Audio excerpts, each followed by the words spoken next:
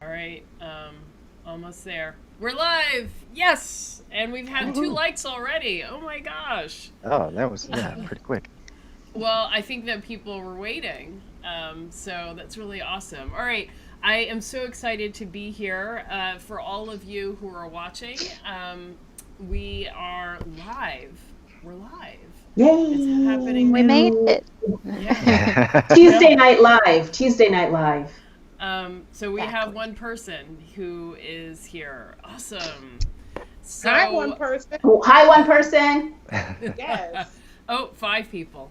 All High right. five, people. People.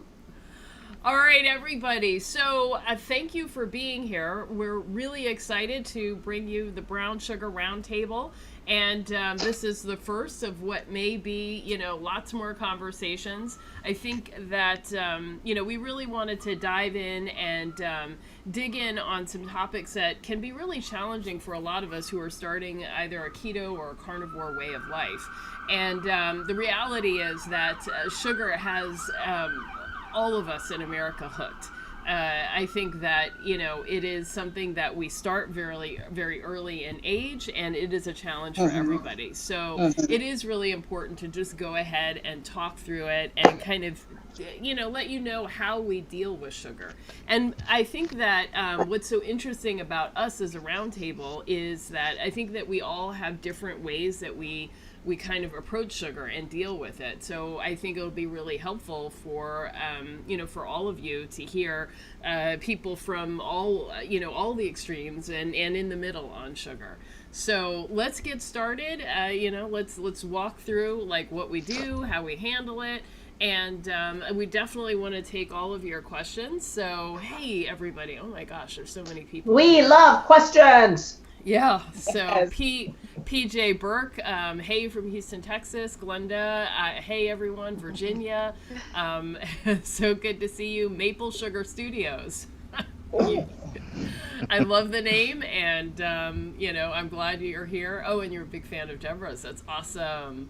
Hey, Oh, Melissa, yeah. Clara. Hey, how you doing? Okay, so go ahead and start writing your questions in the chat. I would love for you to put your questions out there, and let's get started. So, can we start with you, Heather? Why don't you let us know a little bit about how how you kind of think about sugar, how you handle it, what your experience has been. Okay, well, my so we'll start with current. Current, how I handle sugar is I don't really eat it. I stay away from it. Hmm. Um, and it took me a long time to get there. Through all the different diets, trying this diet, that diet, I had weaned myself off sugar quite a few times. But with carnivore, I found for a while there that I talked to you about this today.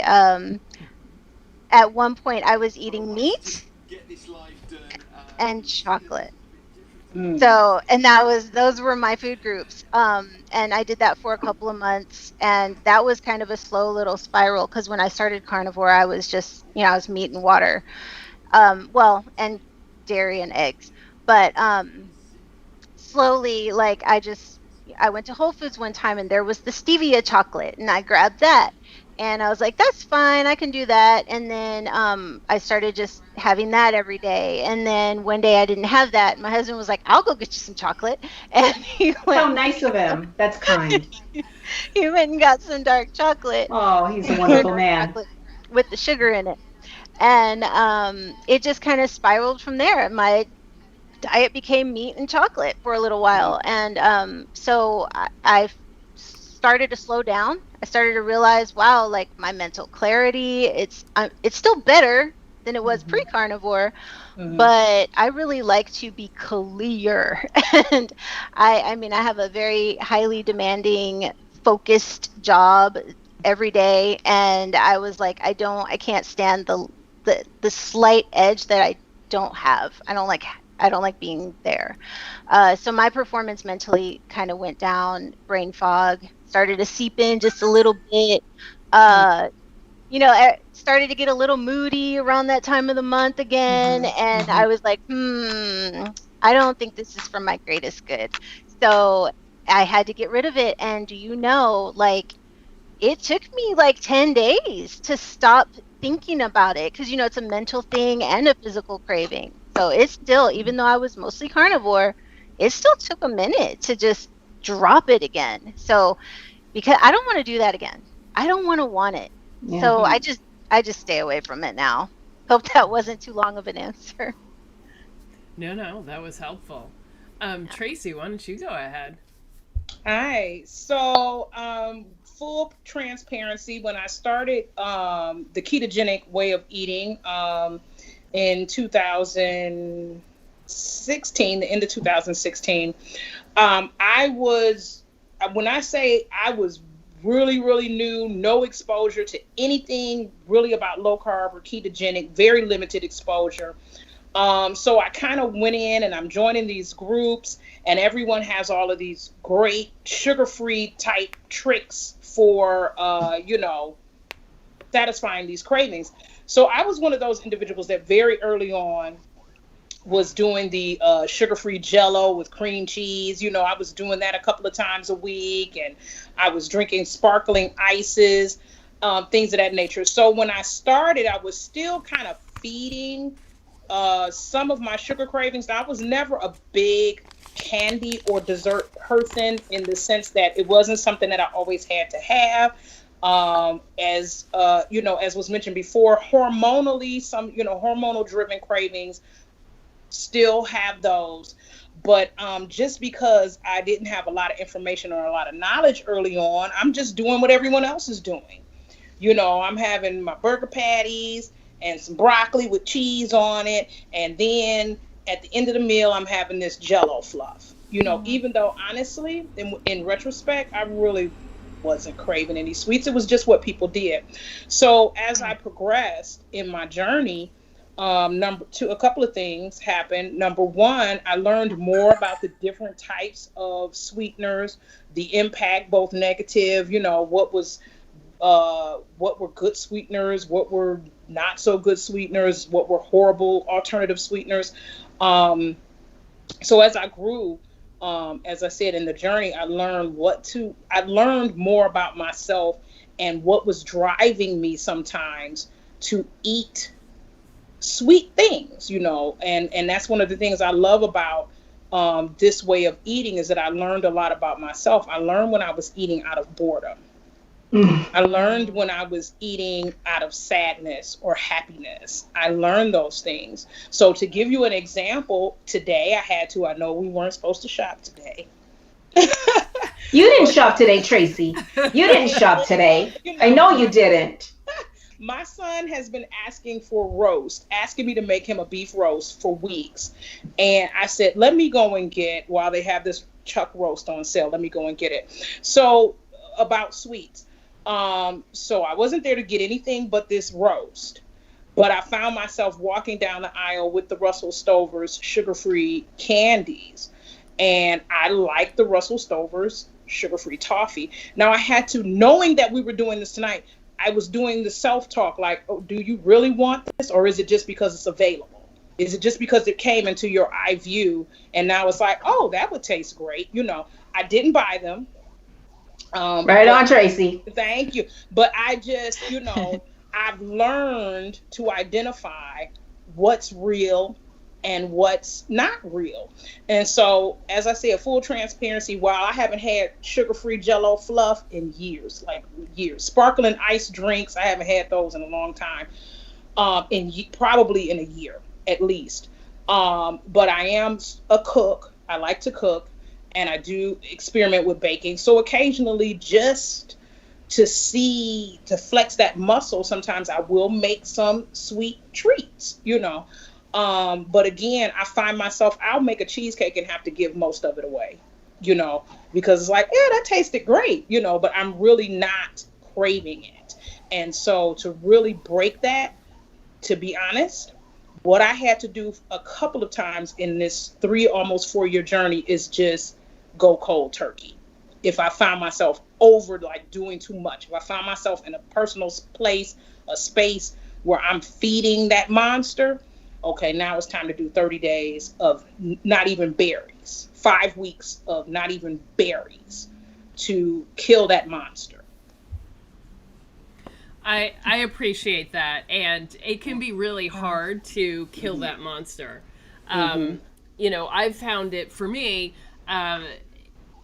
You know, I do best when I'm not having any sweet taste at all.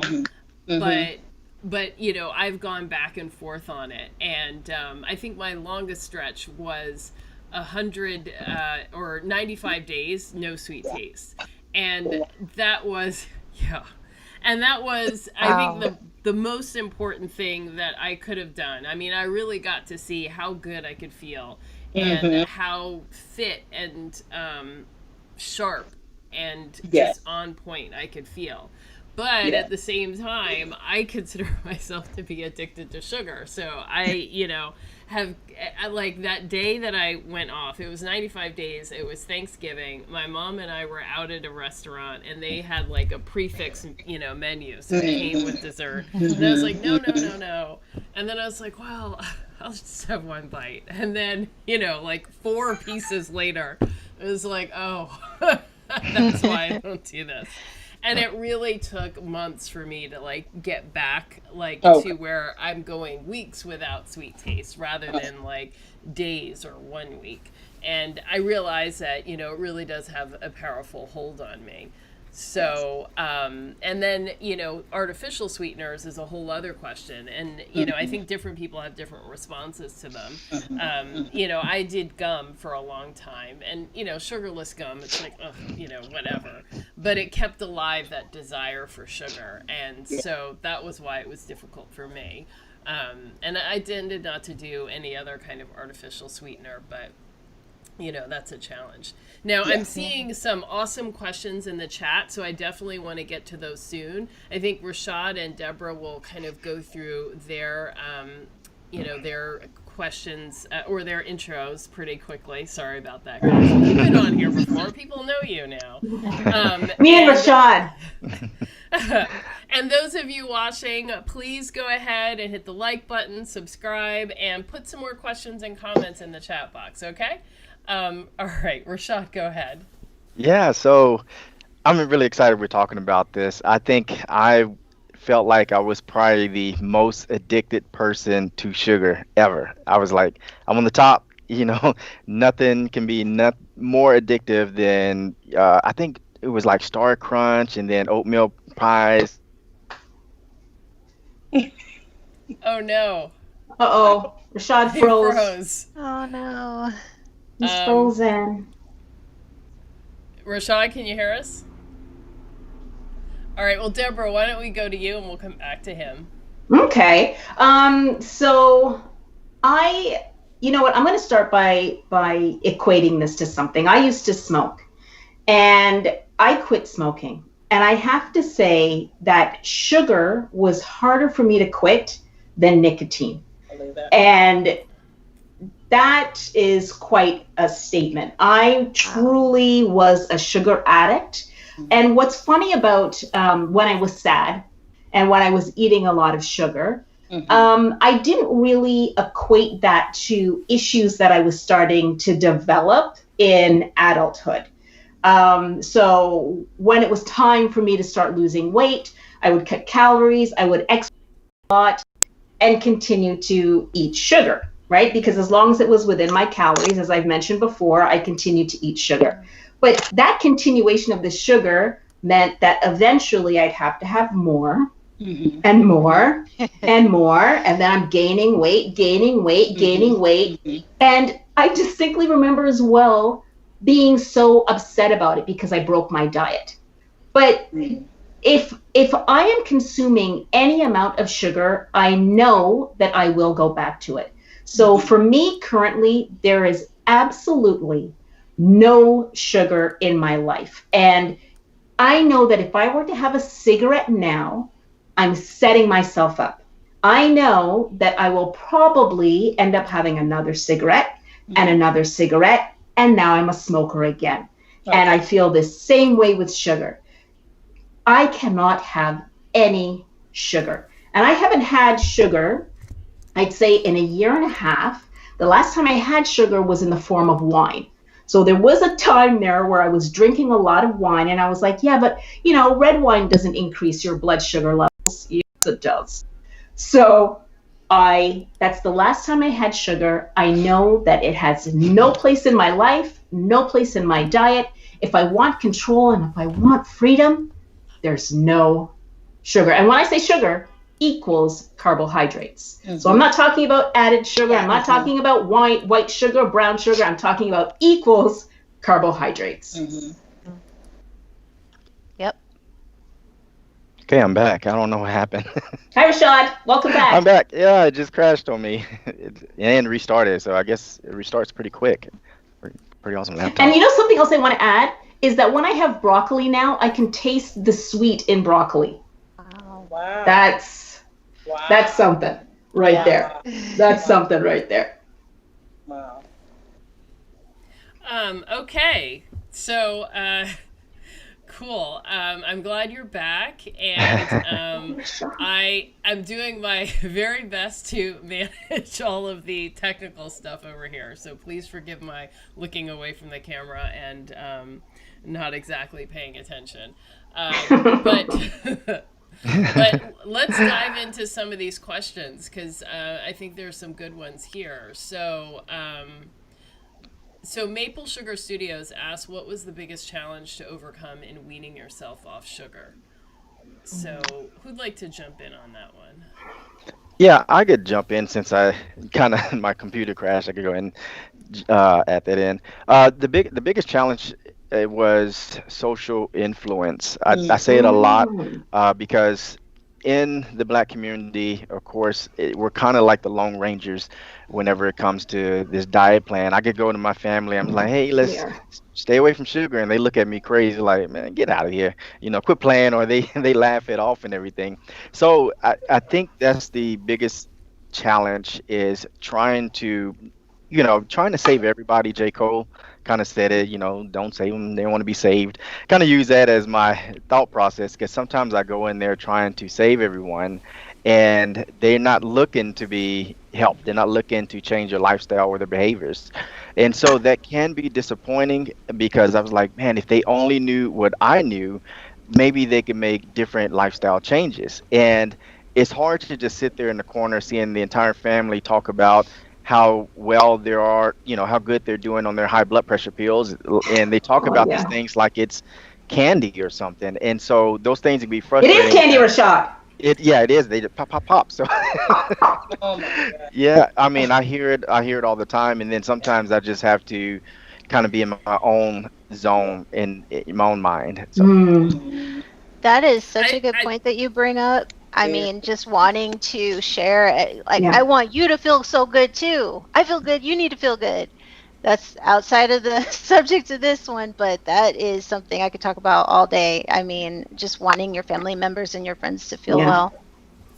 Yeah. For me, I'd have to say, weaning myself off sugar, my biggest issue was my inner talk. It was as though I was two people, and I would always make bets with myself, or, challenge myself, or, you can handle that. It's not a big deal. You can just have a bite. It's okay. So that inner talk was huge for me. And I think how I overcame the inner talk was I had to develop a new talk inside of my head. And that was, how important was that bite of whatever it was? Because I already know, as soon as I take that bite, I'm back. I'm back having a relationship with sugar, right? So for me, it was a set of values that I had to set up in my head, and it was outside of aesthetics. So it was outside of weight loss. And for me, a lot of it has to do with my family history, my genes, and what could possibly be in store for me as I get older and I continue to eat sugar. So I had to think to myself, really, is that bite of that cupcake worth a heart attack, dementia, diabetes? Is it really worth it? And then it worked until I was removed from that relationship. So for me, it was definitely my inner talk. Okay. I think for me, it was one of the most difficult things in the very, very beginning was other people. So I worked in an office where they like to, like have a cake for every birthday and treats for this and that. And somebody else in the office, she liked to find out what your favorite donut was, and then once or twice a week bring in a dozen donuts of each person's specific favorite donut. What a sweetheart. I know, right? Wonderful. And donuts was my thing, and it was like, oh God, what a lovely person. So hard. So when I first did it, like I just decided people would come and like say, oh, I made this like cupcake just for you, and the frosting is pink because I know you like pink, and it's just like, that's wonderful. So I just decided I'm just going to be a horrible person and just tell people, no, I don't want to hear about it. I don't want you coming near here. I'm closing the door. I'm sorry if you feel bad, but my needs are more important than yours. And people were upset in the beginning, but you teach people how you want to be treated, and so they stopped asking me if I wanted cake. And then when my birthday rolled around, they got like one of those those fruit things, like those bouquets made of fruit. Now still that that wasn't exactly the right thing, but they were trying. They were trying. It was better. So can I just add? Oh, sorry, go ahead. No. Sorry, I interrupted. No, go ahead. In my office, I'm the one who has all of the cookies and cakes and candies in front of my desk on the filing cabinet. Because everybody knows that I'm the only one in the office who can handle it. I don't even see it. I don't smell it. Nothing. And I always have visitors who come over to my desk because that's where the candy is. I'm the only one. But in the before times, there would have been no candy sitting in front of my desk. I would have been very upset had somebody put cookies and candy in front of my desk. But now I'm the keeper of the candy because I do not indulge. Yeah.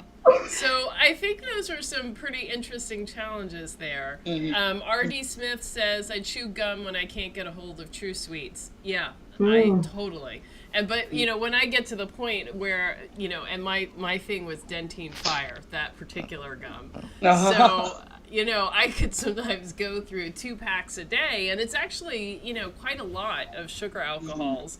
So it was upsetting to the stomach, and so I totally get that. Anybody else do gum, or was that just me? I rarely, and I'll say this.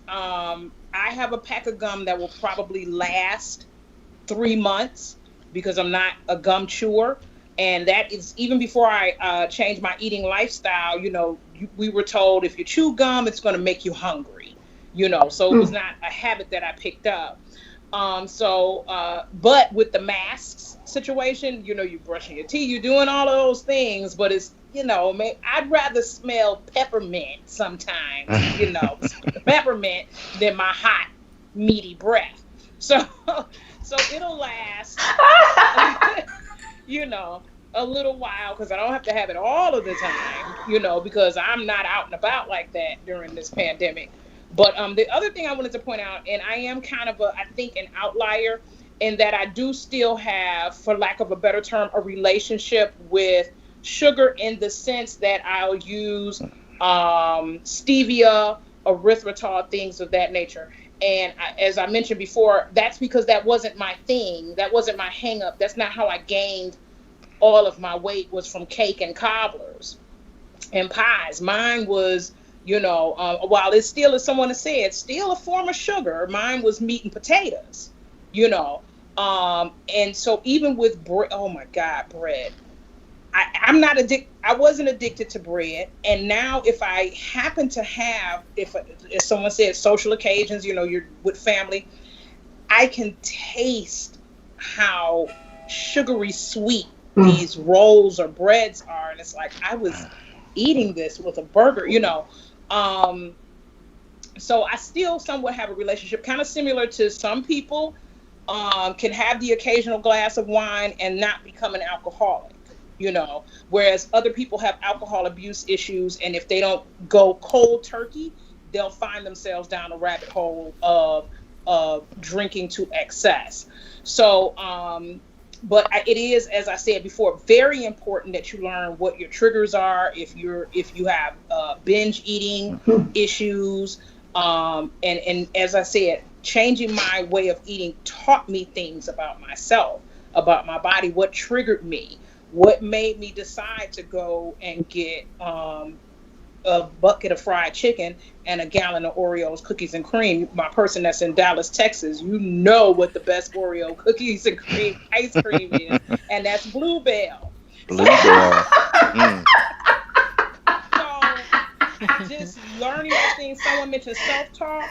I engage in that. My background is psychology and mental health counseling. So those are using some of those skills to just talk myself down when I'm tempted to use sugar or foods, period, to kind of soothe me, comfort me. And that's so important that we deal really with fundamental. It's great to lose weight, but if you don't really deal with some of those foundational things that have pushed you to use food as a crutch or as a medicine, you're self-medicating with food. That's what a lot of people are doing. They're self-medicating with sugars. That's good. Yeah. Well, I think it's great that you mentioned that, that you have a different kind of relationship with sugar, because, I know for me, I do feel like I have, I'm addicted to sugar. And I don't just mean like, oh, I'm addicted to sugar. I mean, like, my brain has changed by the substance, and it becomes, I don't have control over it. And, as I read it or saw it described, it's like, if you're, my brain lights up more when having sugar than other people's. And so that's what leads me to then turn to it as a tool to manage emotions. Yes. So, but not everybody's brain reacts that way. So some people can have it and then they're like, oh, whatever. And then I'm going to finish this ice cream 6 months later or whatever. Yep. Right. Has happened. It has happened to me. You look in the freezer and it's like, what? How long has this been here? Yeah. It's funny. I don't necessarily want to equate it like this, but things that make me cry, I kind of want to get away from them. And sugar has made me cry. Oh, like wow. when I have gone back to sugar after doing such a good job and convincing myself that I can handle it, it's made me cry. Wow. So if sugar makes me cry, it has no place in my life. You're right? Wow. If anything makes me cry, it has no place in my life. Yes. Yeah. Yeah, it's an interesting point where you said about how it releases this reward, and I think everybody that's going through a sugar addiction, it releases the same neurotransmitters like dopamine, the same thing as nicotine, cocaine, heroin, alcohol. And if you think of like with cocaine, the cocoa leaves, if you chew on the cocoa leaves, it gives like a mild stimulation. But if you refine it, then that's where that addiction comes into. The same thing with sugar. You got your natural sugar where it releases a mild stimulation, but now that it's refined, that's where the addiction has come into place. So the more that we replace this this feel good effect with artificial, we don't get it naturally, so we don't release the natural dopamine levels, and it's kind of reduced because it's all with sugar now. I mean, now I think I was reading a study that it was showing like in the 1800s we were eating 17 pounds of sugar. The early 1900s was 88 pounds of sugar. Now we're eating about 180 pounds of sugar, and that is ridiculous. Yeah, that is crazy. So it's that reward center, and I could tell you from my experience that when I did have a taste of sugar, I did it for that pleasure, that reward. I want something to feel good about it, and it's almost the same addictive as if someone was addicted to nicotine. So we could talk about the resolutions for it, I guess, later on in this. Yeah. But how is it though that on television they can advertise a sugary cereal and claim that it has essential nutrients, or it's a part of a healthy breakfast? That's where we are, and that is absolutely outrageous. It is. And even if we know that this isn't good for us, if we're a sugar addict, we can convince ourselves to believe this advertising, right? So, oh yes, well, it's a part of a healthy diet that has milk in it, right? It's not a part of the healthy diet. It's sugar. So I'm always aware now. I try to avoid commercials as much as possible, but I am very much aware of sugary advertisements that are telling me that this is an essential part of my, we know it's not essential, an essential part of my healthy diet.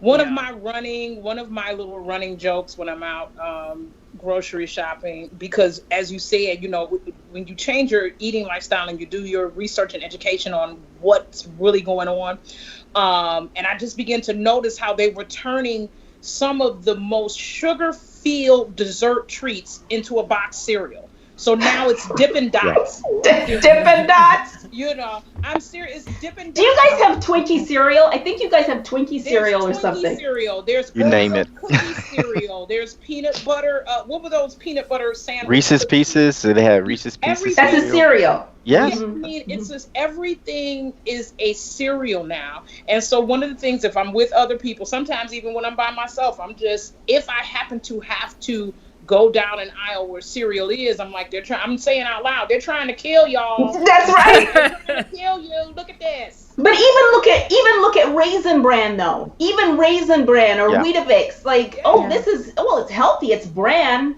I used to pour more sugar in those when I was eating cereal. I had sugar on the side and pour more. You did too. Right? And then you pick out all the raisins and you were like, that's it? Yeah. Raisins not sweet enough. I need to throw some more sugar on there. It's not sweet enough. What's crazy is that you know what? Cereal and a ding dong. There's a ding dong cereal. Yeah. And just all the snack cakes and the Drumettes ice cream cone is a cereal now. And I'm going down this aisle like they're trying to kill you. They're trying to kill you. You just don't understand. This doesn't make sense. To have a bowl of cereal, and this is how I grew up. Cereal was advertised: a bowl of cereal with milk, 2 slices or 1 slice of buttered toast, and this glass of orange juice. And orange Nothing juice. but sugar. Gosh, Nothing but sugar. And that's how people are starting their day. Yeah. Yes. Their life. Yeah. Oh, their life. They're starting our right? children this way. Bacon. And I see the fear about it is that it's marketed towards the kids more than anything. Yes, And because so you got to get them started, right? Yeah, and you get them hooked. You get them hooked to that drug. And I'm a firm believer that sugar is a drug. That is what really changed me around when I kind of studied about the history of sugar, how there was lobbying and how there was a big, the government that was, subsidizing these different entities. And when I looked and see how all of this from history, it was more so, it wasn't more so behavior with me that changed. It was more of educating. It's like, man, they really target us. And not just us, but they really target the Black communities. Yes. Anything. I mean, you see like in the Sprite commercials, 7-Up commercials, I think it had like a lot of the Black athletes that was there. And was it Quench Your Thirst? I don't know which one that was it. They had like LeBron James and all these things. And a lot of kids look up to these people as role models. So you get them hooked at an early age on a drug. The sugar company is the pimp, or the drug dealer, and we're trying to get the child off of it, but they're crying in the store and have them to be quiet. He's like, here's a box of crack, liquid crack and stuff. So, how is it? Yeah. Candy flavor now. Starburst Sprite. I said it wasn't enough. Name It was just a sugary pop. Now you gotta add Starburst candy to it. And how is it that Fruit Loops are all the way down there on the shelf at eye level for a child? And when I first learned about, so becoming a carnivore, I think the longest amount of time I spend in a grocery store is 5 minutes, honestly. Like, it's cut down on my grocery shopping. That's just a part of my life that does not exist anymore. But I do remember in the beginning, it was shop on the outer part of the grocery store, because the sugar was located in the middle of the grocery store. And for me to now go down an aisle, it means I'm going from the outer part, usually the meat section, and I'm getting to the cash. And I will walk down a cereal aisle. I don't know why I choose that one, because it's packed full of people. But I walk down the cereal aisle, and it's just a colorful barrage of cartoon characters to, just like you said, Rashad, get those kids started. You got to get those kids started, and you got to have the parents think that they're giving their kids something that's nutritious first thing in the morning. Mm. Well, it has niacin, and you know how much niacin. Yes, it's got niacin, which is added. Added niacin. That's right. It's added. Yes. What's also scary, what I found out in the grocery store, is that a lot of companies, they pay, you know, when you go check out and register, right there is a section full of candy, Twix, gum, you name it, but the companies pay more money for them to have it marketed.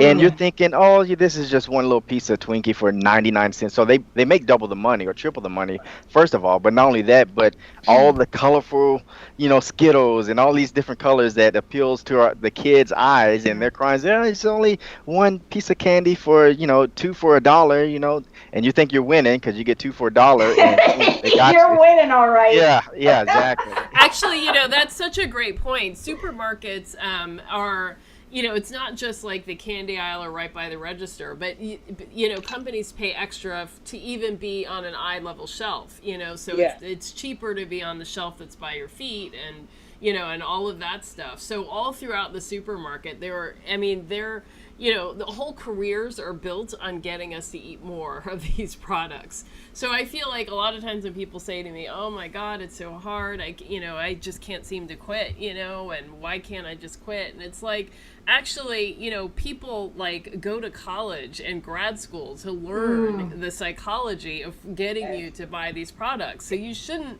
feel, you know, don't feel like you're doing something wrong. Like, you know, people are working on you all the time. So, you know, focus groups, all the rest of it. Right. So it takes a lot of extra effort to, you know, for us to like withstand that. So, you know, I try to like give myself a little grace and understand that, you know, these things are done, and not only how they look and the prettiness, but like, you know, whether they're, you know, evoking nostalgia, or they're, you know, they're trying to help birthday you, like, cake. Right. Or build identity. You know, you, like, if you're part of the club that, you know, does Coke, or part of the Pepsi club, like, you know, there are all of these things that, you know, that are done. And it is hard to unravel that. And I do want to call that Dad Bosworth from, I guess that's North Queensland, Australia, is a sugarcane farmer, but he has been carnivore for 12 months. So that's awesome. Nice. There it is. Excellent. But you know, I mean, the world, it runs on this, and it's been that way for a long time. Ade, can I just add something about cravings for a second? Yeah. Another thing that I used to do was, rather than try to run from my craving or hide from it, I would actually step into it. And I know it sounds like a, you know, la-di-da-di kind of thing to say, but I would actually be with the craving, because it actually had a physical sensation that went along with it. And I would actually close my eyes and just step into it, so that I was aware of exactly how that felt. And once again, sometimes it would bring up emotions, and sometimes I would cry because I couldn't have the sugar. But every time I stepped into that feeling, I got more and more comfortable with it. I think that's a great point. And a lot of times, you know, the craving, there's something else going on underneath. And we have gotten so accustomed to going to sugar for all of our emotional needs that anytime you feel anything, like, that's the first thought that pops up. But like, if you dig a little deeper and discover, you know, oh, my boss just said something that really upset me and I didn't tell him, and I should have just said something. Like, sometimes that's what's going on too. I wanted to say, to add something else too. You brought up two very good points in this walk, because it's a walk. When you know, this is a journey. I'm speaking for myself. This is a lifestyle. This is a journey. So you brought up two very important points: nostalgia, and how much of things that we eat bring back pleasant memories. So I had an example. I have an example that happened today, coincidentally. My son went to the store, came back with one of those clear fruits, and you know, I said, "Listen, that's just sugar water." What's a clear fruit? It's. I'm in Canada, everybody, so I don't know what a clear fruit is. So it's just it's sugar water. Okay, there it is. That's simple enough.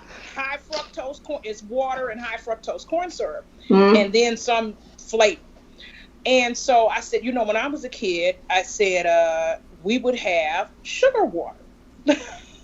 Now, it didn't bring up an unpleasant memory for me. It was a pleasant memory. Not that I went in the house and said, let me fix myself a glass of sugar water, because I don't have any sugar, number one. But there is a lot of nostalgia attached to some things that we'll find ourselves craving.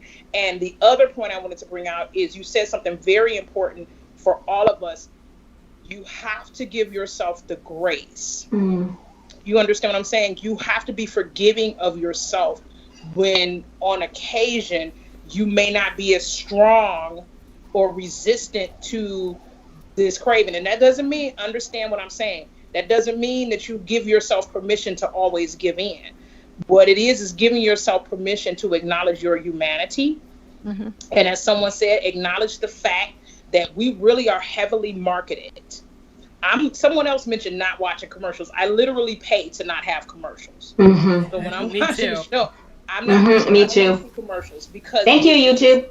Yeah, Hulu, Netflix, Amazon Prime. Yep. Yeah. I don't want that bombarding me constantly. I'm telling you right now, Burger King marketed those cereal shakes. And when my dad passed away, I left the hospital, drove to a Burger King, and I had been keto for a year. Drove to Burger King. My dad literally had just passed and went and got a Whopper, onion rings, and one of these Fruity Pebble shakes. But that's because I had been seeing these commercials. And my dad is gone. What do I do to make myself feel better? I'm going to Burger King. There's the intersection right there. And so anyways, but again,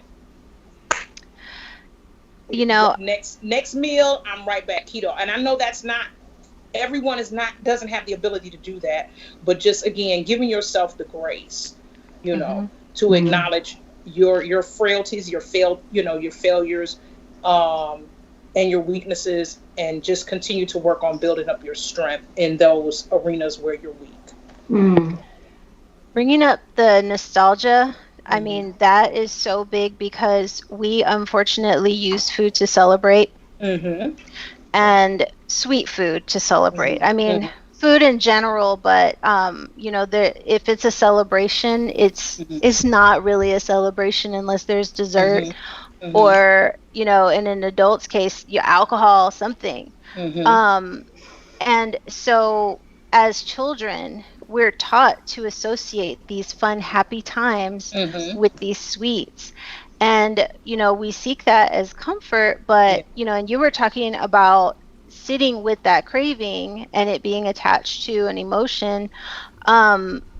A lot of times we think, okay, I'm going to get some ice cream. It'll make me feel better. But we never think about why did that ice cream bring us to a good place? Oh, because maybe the first time we had it, our dad took us by the hand and said, let's go have a day together and get ice cream. And you attach that memory. But what you think back on and what you remember is the ice cream, not those wonderful feelings you had as a child when your dad took you to go get ice cream and you spent that time together. And if we could just stop for a second and say, well, what is that happy time that this is attached to? Why don't I go outside and play anymore? Why don't I, go and just spend this time with my family and enjoy them and try to attach that instead. Or conversely, I know individuals who were experienced a lot of trauma, neglect, abuse, misuse throughout their childhood. And the way for mom or dad or grandmother or grandpa to kind of soothe you and really essentially just kind of shut you up, or distract you, was to give you an ice cream cone. To give you an extra helping of pie, or take you to McDonald's. And so again, that goes back to the self-medicating, for a depressive situation is that sometimes we're, the adults in our lives when we were growing up used food to, and I mean that when I say distract us. And you know what else, Absolutely. Tracy? They also did it to show us that they loved us as well. Because I know with my parents, Friday night was the grocery night, and Friday night we got to get whatever we wanted. And I know that my parents felt this was a way of showing us love. Not like they showed us love, don't get me wrong, but this was that additional look. And I just remember it was Friday night. Friday night was a great night. And I think it's another way, because I know those people I love, I'm like, are you hungry? Like it's do you want something to eat? Now it's a big steak, but are you hungry? Right? So that food, sugar, love, comfort, all of that stuff. And it's the best way they knew how. Best way they knew how. It's usually cheaper. I can't get you whatever these gym shoes are that will please you, but I can get you Twinkie cereal. Right. So like you, we had a tradition. Yes. For me growing up, the tradition was every once in a while, maybe once or twice a month, we would get pizza on Fridays. And for my children, when I was raising them to adulthood, one of our treats was I would have appetizer night on Friday. So it's all. What's with Friday night, huh? Friday Interesting. night, pigs in a blanket and, little spinach pies and things like that. But yeah, and you're correct. Sometimes it's just your way of bonding with your family members, and it just, everyone is sitting there and they're happy and they're feeling their faith and you're watching movies. Yeah. Yeah. Now I have to say sorry, No, go ahead. I have to say that now as an adult, I'm actually quite obstinate. So if someone is trying to get me to eat something that's not a part of my lifestyle, I can become quite resistant to this thing. So the people who are closest to me in my life know, don't push anything on Deborah. Don't, just leave her alone. Just leave me alone, right? Do you want me to make you bacon? Or no, I don't. Just leave it. And I don't need to eat. That's the other thing too, is do you breakfast? We've got lunch, we're going to have a pay. I don't need to eat. Right. I'm okay. Well, are you, sorry, we're eating this in front of you. I don't care. Sorry, we're having this cake, thank you. right? Sorry, it's Black Forest. I know that's your favorite. I'm sorry that we're blah, blah, blah. Don't apologize to me. It does not matter. So that's another part of that freedom thing. But it's important that the people, well, for me, they don't want to see that obstinate, resistant side. They don't want to see that ignorant part of me, right? Just leave it alone. I think a lot of times people don't believe that they'll ever feel like that. And I definitely have, I saw in the comments, someone said, no sugar at all, white, brown, yellow, honey, agave. And I've definitely had people, like, when they ask me, I lost 80 pounds on a ketogenic diet. And when they ask me, like, how I did it, I said, I didn't use the words keto or low carb in the beginning. I just said, I, like, stopped eating sugar and all carbs.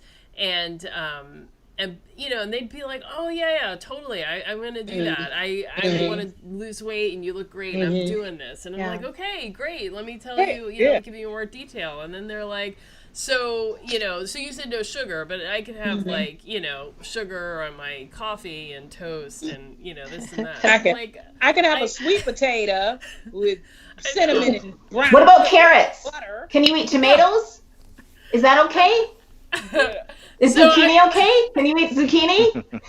But, I say no sugar, and it's like, I don't think people really get it. Or when we say no sugar, I think a lot of people are like, oh, yeah, I don't eat sugar. I don't add any extra sugar. But I don't think that people have any idea how much sugar is in food. So I really encourage people, like, look at the ingredients list. If it's, the fifth or sooner ingredient you know, on the list, like that means there's a lot of sugar in there. Yeah. And, you know, I think when people start looking, they're stunned. And then the question is, do you keep looking or do you just like pretend like you don't know?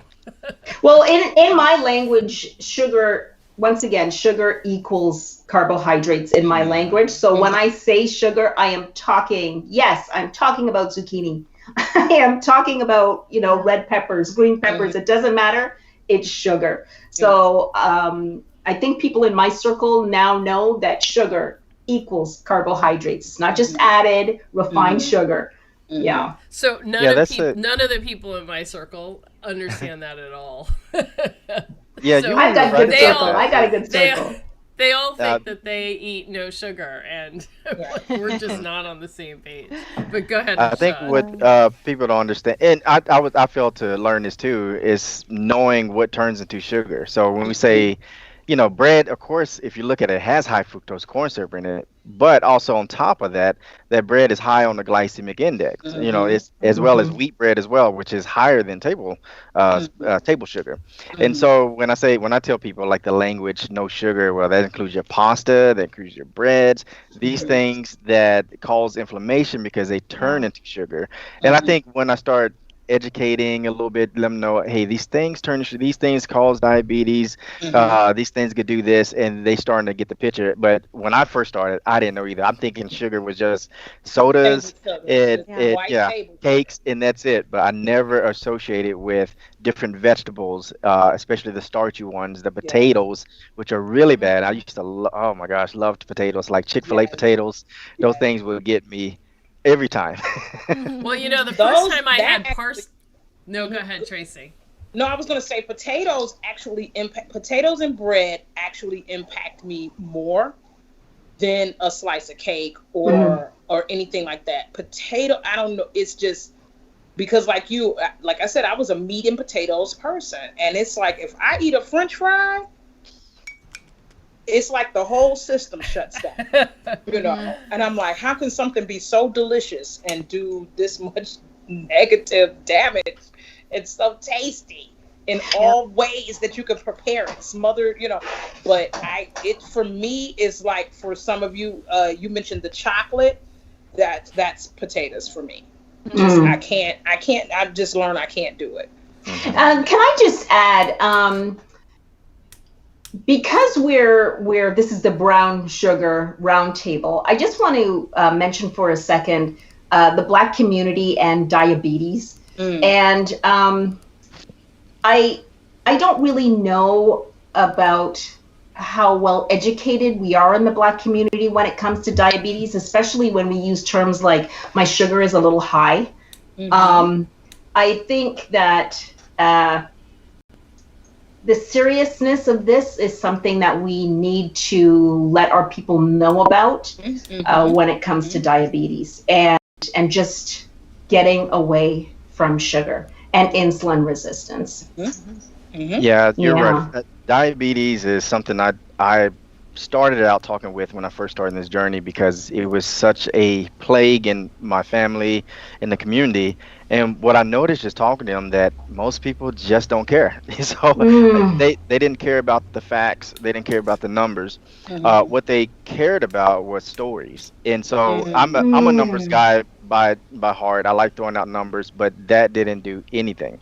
Telling stories and showing other people how they overcame it is what helped a lot. So I learned a lot from it. But I would hear this stuff. I mean, it's called sugar diabetes for a reason, you know. So it's sugar in the blood.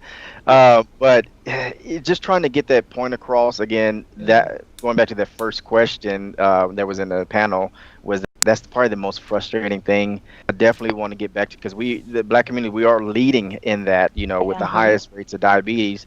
Now you see it where there's children that I know some personally, some children that are not even teenagers yet. They've already been diagnosed with type 2 diabetes. And some people are now they were type 2 and now it's been converted to type 1 because now they have to take insulin. It's crazy. So my story beginning this journey of decreasing the amount of carbs is not one of wanting to lose weight per se. When I started in the winter of 2016, it was because I noticed I started getting a little bit sick on the stomach after eating. And I'm a born again Christian. And so I prayed and I said, God, I'm not feeling well. And a still small voice said, you're going to be diagnosed as pre-diabetic at your next doctor's appointment. Now, I have a dad, as I said, he passed from the complications of diabetes. His dad lost both legs to diabetes before he died. His mother had diabetes. My mother is a diabetic.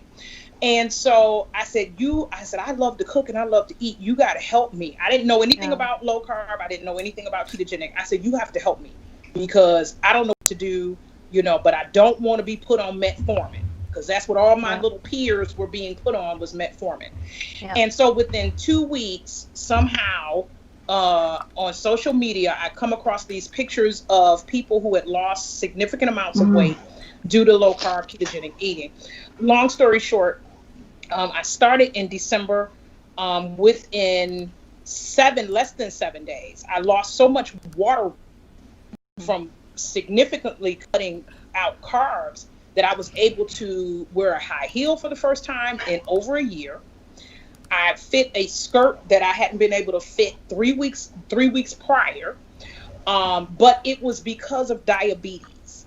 Because I did not want to be put on diabetic medications. And so many of my friends and family members, as someone mentioned earlier, their attitude was, well, the doctor put me on this metformin so I can still eat what I want to eat.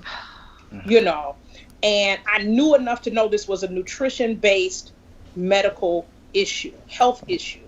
And I was going to have to do something about what I was eating in order to combat it. And so like you said, stories. People don't want to hear all of that. You got to cut out the rice and potatoes. I just kind of a lot of times tell my story that when I go to the doctor for these required wellness checks now, I don't get that ping back. You need to come into our office and have a conversation about your blood work.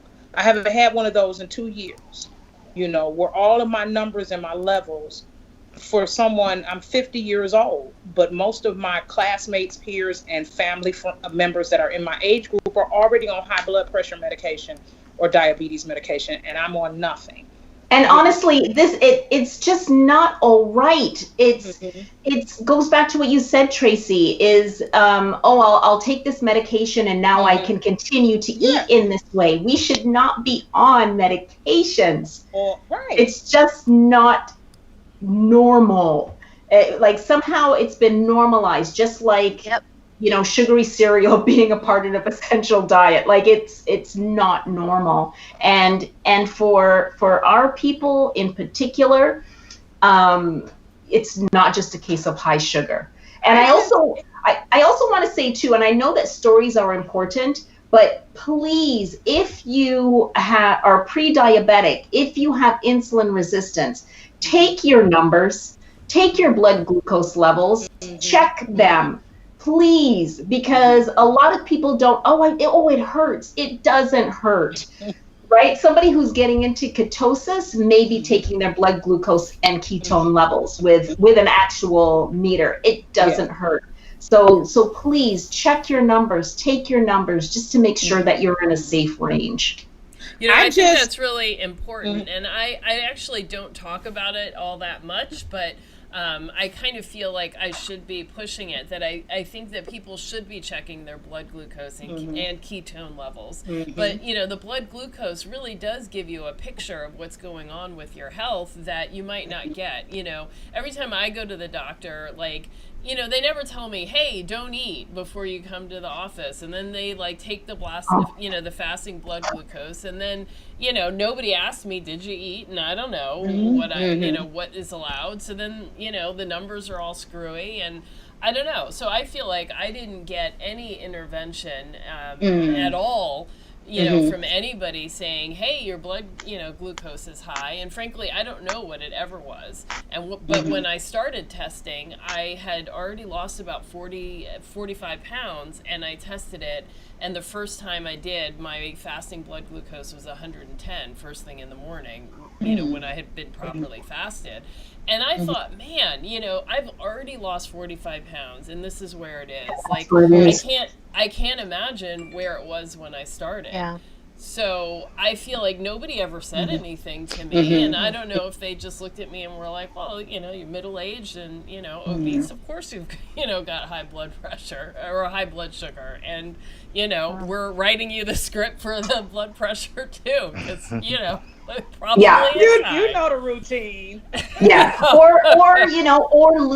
Or lose weight. Lose weight. Yeah. Well, how do I do that, Doc? Well, you know how to do it. Cut calories and exercise. Get out there and exercise. So even that prescription isn't correct. Yep. Yeah. And did any of you have high hypoglycemia? I see HSJ asked about that, maintaining blood sugar when they gave up sugar and carbs.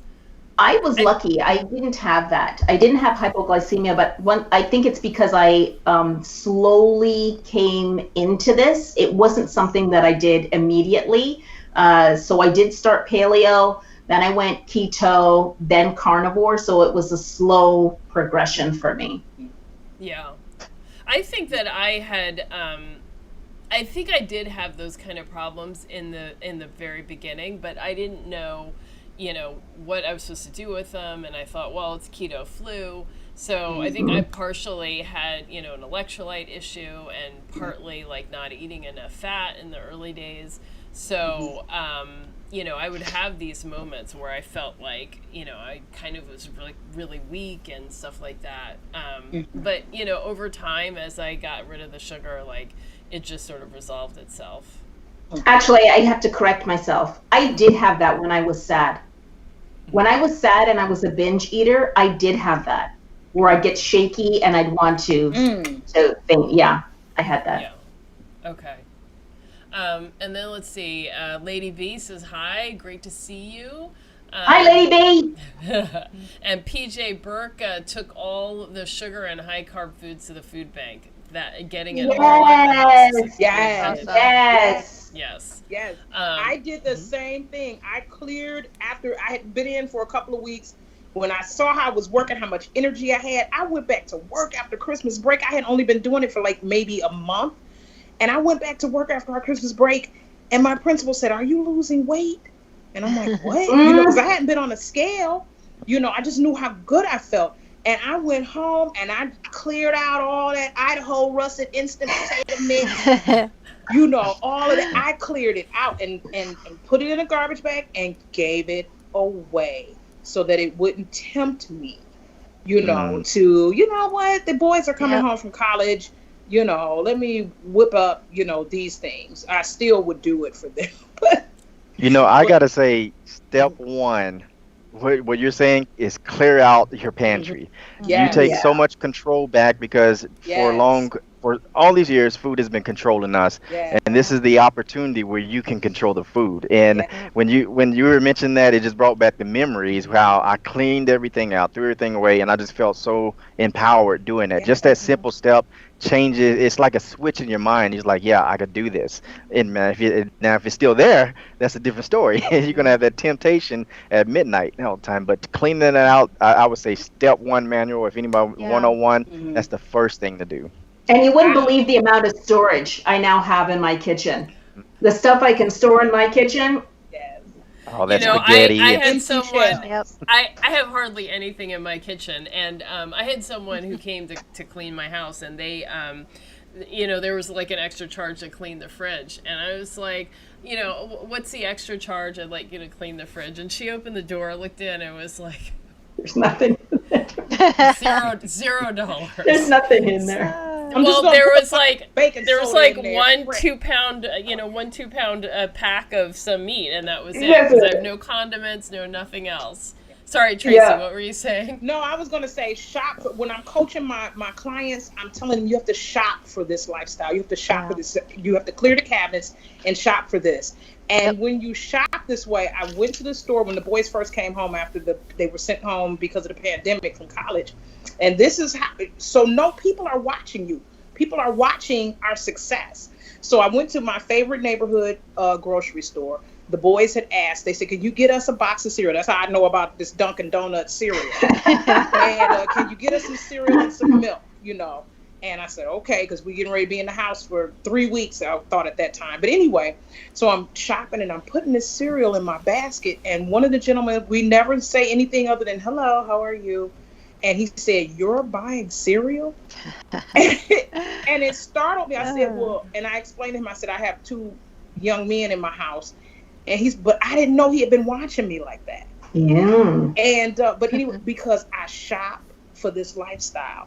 Outer aisles, I'm getting eggs, I'm getting butter, I'm getting heavy whipping cream, I'm getting meat from the meat department. Then I'm going around to the frozen goods and getting frozen broccoli. And then I'm headed to the register. And he had been watching this for years. So when he saw me put Count Chocula in the basket, he was confused. You know, but you gotta clear the pantries as best you can. And you gotta shop for this way of eating. Yep. You do. Well, how do you handle it when the rest of the family still eats some of these things? They hate me mostly. And we're talking about, I have a aunt that lives with me that's in her 70s, and 2 boys that are 21 and 23. And so honestly, my son is still disgruntled. Why won't you fix things like you used to fix? You know. But as I said, so I'll make the roast, but if he wants mashed potatoes, he's gonna have to make it himself. Otherwise, I'm making cauli mash, you know, or I'm making cauliflower rice. But for the most part, they're old enough to where if you just really want something, fix it yourself. But I do understand sometimes you kind of want mom's home cooking. So, you know, they've learned to appreciate lasagna made with thinly sliced chicken breast, you know, instead of egg noodles or the lasagna noodles. Because you didn't know the difference until I told you, you know. Wait, how do you thinly slice chicken breast? Like well, you know, you get the chicken breast, the deli sliced chicken breast. Oh, I see. You know. Oh my God, from the that deli. is such a Exciting. never I want occurred to to try me. it. I love it. And you make your lasagna with that. And so I make homemade. We had Tyson chicken patties. Not anymore. I make them myself with pork rinds, and I grind my own chicken thighs. You know, so I'm frying chicken, but I'm frying it in lard or beef tallow with whey protein, you know, as the flour. And they don't know the difference, you know. So, but if you want French fries, that's on you, you know. But That's mostly they awesome. just hate me for not being the person that's making big pots of spaghetti anymore and baking cheesecake cake. You know, I would make this cake that was cheesecake and cake, you know, and it's like, why won't you make that anymore? And I'm like, I can't make that. Yeah, I can't do that. I'm trying to help you. Well, E.M. Jordan says, thanks for this panel. It's really hard to get off the sweet cravings. And I have to say, like, having this panel has really helped me. And I'm really glad that we're having this opportunity to talk. But I realize, you know, we didn't really introduce ourselves and our skill sets. So, Tracy, you said that you coach. So can we just go around, like, who are you? How does people find you for coaching? And then we'll go around and do that. Okay, so I'm Tracy Jones. I'm Black and Keto, and so you see me with this panel, and they're mostly carnivore. Let me say I lean heavily carnivore in my ketogenic eating, but I began to coach after several individuals that I worked with and in my family and in the community were like, help me because I want to do. They saw my success, and so if you're interested, just follow me. You know, just follow me on Instagram because I like to try to provide inspirational posts and creative posts so that you can learn to live a different eating lifestyle without feeling like it's going to be boring and bland. And some people like myself really do need colors when they're eating. They need diversity in their meals. I'm black and keto. On Instagram, and it has my email, ketoandblack@gmail.com if you're interested in coaching. And one of the things I've started going hard with a lot of my clients because of sugar We do 30 days of no sweets because I know for many of my clients, that's the demon that they're really dealing with. Yeah. And so just know that. Usually my meal plan for you starting out is no Diet Coke, no Coke Zero, no sparkling ice, no, Jello fluff, no keto carb smart ice cream or Halo ice cream, none of that. And very limited. I might allow you to have 1 or 2 ounces of berries a day, maybe, depending on what our conversation. But that's what I do because, as someone said, I started my support group on Facebook and I started sharing on Instagram under my fashion blogger page, but switched to Black and Keto because we in the African American community need to be educated on how we can improve our health and get off of these medications. I can't imagine being put on metformin. I didn't want to live that life, to be on a drug starting at 46, 47 years old and live to be 80 or 90 and have been taking something, a prescription, for 40 years. For something that I could easily control by saying no and pushing my plate back. So that's important to me. I'm definitely an advocate in the African American community for good physical health and good mental health, good spiritual health. Awesome. Thanks a lot. So Heather, how about you? We can't hear you. I was on mute. Sorry. For me, you can find me on Instagram at Heather Nicole Co. My website is heathernicole.co, so that's why my Instagram sounds funny. But and YouTube, Heather Legault. And for me, I am just really interested in just helping people figure out what the problem is. Just drilling down. I'm so tired of the Band-Aids. Oh my gosh. And I mean, we talked heavily about the pills, but what really is the problem, the underlying issue? And because to me, the carnivore diet is the greatest elimination diet on the planet.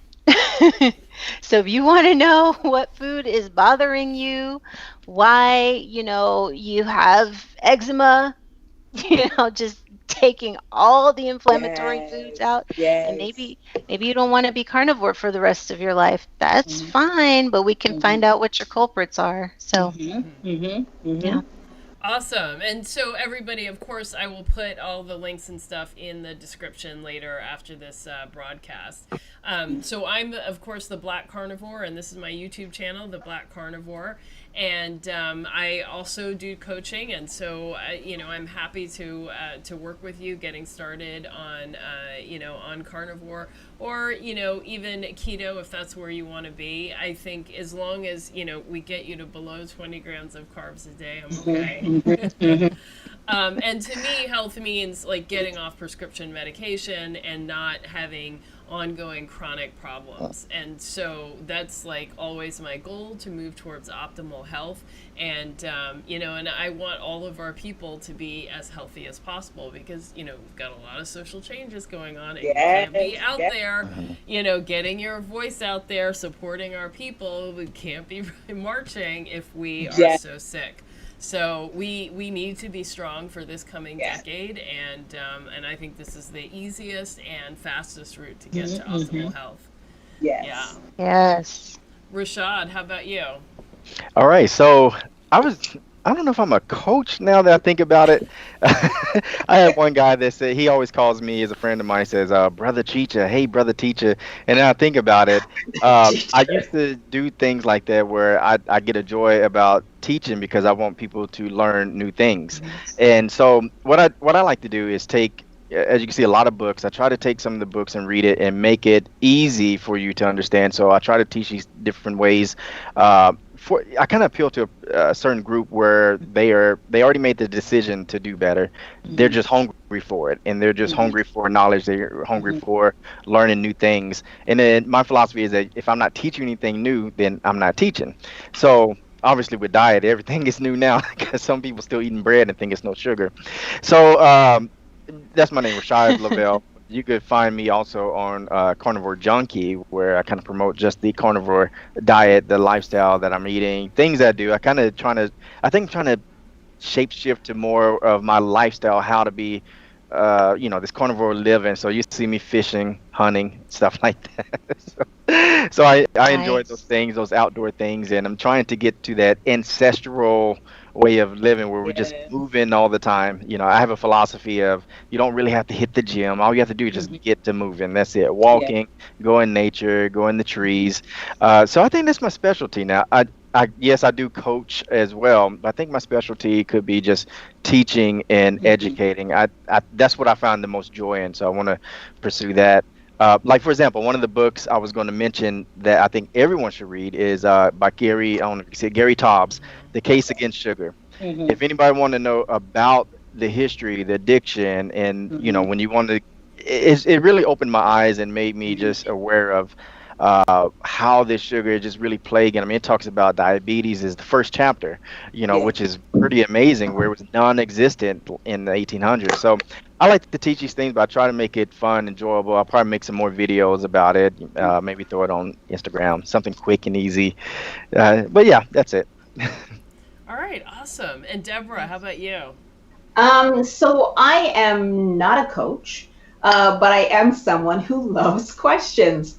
So on Instagram, I do. I love questions. So on Instagram, I am the Pandemic Carnivore. You can reach me there. My email as well is pandemic.carnivore@gmail.com. And honestly, I just kind of I like people to be curious. I Hmm. have no shame in telling people that I only eat meat. Hmm. Uh, and the other thing about me though is I don't, I'm not somebody who's going to force something on Hmm. someone or even suggest it for anybody. Hmm. But if you want to contact me, if you've got questions, if you just, want to have a discussion about carnivore, if you want to ask me, did I have a particular issue or not, I would be more than happy to have a communication with you. All right, The that's Pandemic awesome. Carnivore. So I think you're going to get lots of questions. Yes. Um, so let's see. Melissa says she had to quit gum for the same reasons. Yeah. And Chase also says that he's heard former addicts tell him that sugar was harder to kick than Hmm. cocaine. Hmm. Yeah. I've heard Mm. Yeah. stories. I don't know anybody, but I've heard stories about that. Yeah. I'm nodding And my head like I did cocaine. I didn't. It was nicotine. It was nicotine. It's harder Well, than did. nicotine. sugar is close to it. It's Yeah. about the closest thing to Yep. cocaine. So Yeah. I Well, think for me ditto. it's coffee. I think for me it's coffee. Like you could tell me I have no issue drinking coffee black or just with heavy whipping cream, but if you were to tell me no, you can't coffee no more. That would be like cocaine for me. Mm. That's I'm just exposing myself for accountability. I love it so much. You drink it um, then, Tracy. yeah. You drink it if you love it. And then let's see. E.M. Jordan asked if we have tips to get through the first week or two. Um, Mm. I ooh, that's think, good. I think we talked about it, but also, like, when we've fallen off, for me, Hmm. it's like it takes a week or two to, like, fully Right. get my act back together and Mhm. to get the sugar cravings out of the I, system. I I do have two tips, and this is something like I said. Once I got into keto and really was like, boom, I'm gung ho, and this is working for me. And I need to, as I'm doing research and growing in it. So here's something that helped me. Because here's another thing. Sometimes when you're craving sugar, it's not so much sugar, it's fat, or you're thirsty, or something like that. So a couple of things I would do is either eat a pickle, and that's for me because I'm ketogenic, I'm not carnivore. I would eat a pickle, or I would have a spoonful, like a teaspoonful or maybe a half a tablespoonful. And essentially, I'm going to say this, just taking a spoon, dipping it in unsweetened, not sugar free, peanut, salt, ground, only peanut butter. Cut it. So that's a tip. If you need to go through a week of, you know, whatever, have a pickle or some pickle spears, or just take a spoonful of fresh, or it doesn't have to be fresh. There are unsweet, no stevia, no anything, peanut butters, organic, all natural, and just a spoonful of peanut butter. It worked for me. And the other thing, I definitely had a thing with salt, and when I was keto and losing weight, every afternoon I had to get nuts. Like I would try sometimes not to, and I just couldn't do it. And I thought it was the carbs in it that was like making me have cravings, but way later I realized it was the salt that I really wanted, and I needed to have it. And so when you say the salty peanut butter or the pickle, to me, my ears hear salt. That's what's the problem. I need salt. Sometimes some bells are going off, and we think it's cake, or we think we're hungry. You know, I've experienced this. Am I hungry? I'm not hungry. I need a glass of water. And once I drink that glass of water, it's like, oh, okay, I feel better, because I'm not truly hungry. I'm not. I've eaten, like you said, a steak and eggs in the morning with cheese. And then my second meal was, hamburger patties or pork steak or something with buttery broccoli or something. I'm not really hungry. I'm really not hungry. So have that glass of water, eat that pickle, have a little small spoonful of peanut butter, and trust me, it works. And until it no longer serves you. I think that's the other part too, is that, when you forget to take it, or you're just like, why am I doing this again? So let it go. It's time for it to go. So when it no longer serves you, Tracy, coffee with cream serves me very well. Listen, honey. Okay. All right. I have no issues with coffee. Yeah. And it going serves 30 me. days, I just finished a 30-day with my clients for June. And as I said, I joined them because I got a little pandemic plump. Because I'm at home and I'm making things. I'm making things. Making things. Little cutesy little things. And I got a little pandemic plump. So I said, I'm going to join you for June, and we're going to be super stretched, And so the minute July 1st came and I said, I'm going to put a little skinny syrup in my coffee, it was like, doesn't serve you. I could take it or leave it. I can take it or leave it. But coffee with heavy cream serves. It does. You're accurate. I don't need not one anything in it. Just good, strong black coffee with a little bit of heavy whipping cream. I have to say, there are carnivores who are fighting coffee. They're like, I'm trying to get rid of the coffee. I can't get rid of the coffee. Listen, if it's not doing you any harm, if you quit coffee and you don't have a serious improvement of some sort after a few weeks, and you still want to drink your coffee, yes, it is plant-based. It's one of the few plants that I have, but I enjoy my one coffee a day with my whipped cream in it. Here's the analogy I use, because I'm in carnivore groups, because I periodically will go through stages where I'm, like I said, carnivore, no anything. But this is what I say to people. When you look at the lion on the savannah, and he brought that antelope or whatever it is, the gnu or whatever it is down, and they just savaging this animal, trust me, some grass got in there. They're not spitting it out. Okay, they're eating a little of that savannah too. He live, you'll live. Yeah, that's right. I do periodically quit coffee. I do have to say, I notice for me that it messes with my electrolytes and hydration level. So I do better with, with the salt when I'm not having it. Because I think, I like coffee. And so I just kind of drink it all day. And then next thing I know, I've got a headache and I feel like jittery. And I'm like, I didn't drink any water today. And then, I've have too much salt in my food because I haven't had enough water, and I think you pee out more than you take in with the coffee. So, so I do have to say that I don't, do as well. but I do enjoy like the ritual of coffee. And Yeah, what it and so is. for me, like I miss that. And so when I quit, I do have like decaf tea here, and sometimes I'll just make hot water with lemon and salt, because I like to start the morning with a hot mug of Yeah. something that I sit and sip, so it's like the process of coffee is important. Yes. Yeah. Yeah. Maple Sugar Studios asked if we slip up ever anymore, or is it just not worth it? Oh yeah. Oh yeah. Oh, absolutely. I mean, and I don't do I call it a slip up? I don't at this point for me being almost 4 years in, it's not a slip up.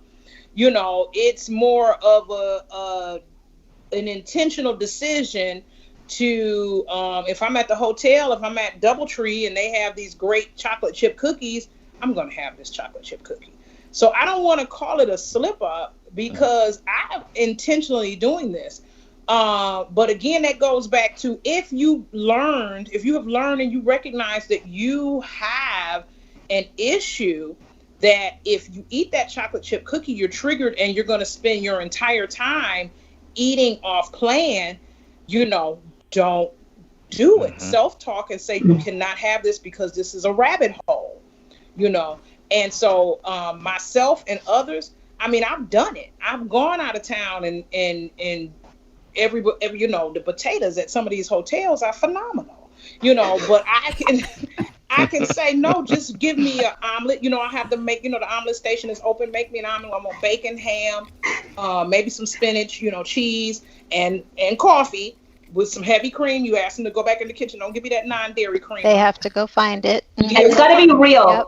Real Yep. cream, please. Yeah, real cream. You got it, because you talk bragging about all this nice desserts you have. You got some, and so I don't want to say slip up. Because I'm telling you, I went 4 months straight. I started keto during the Christmas holiday.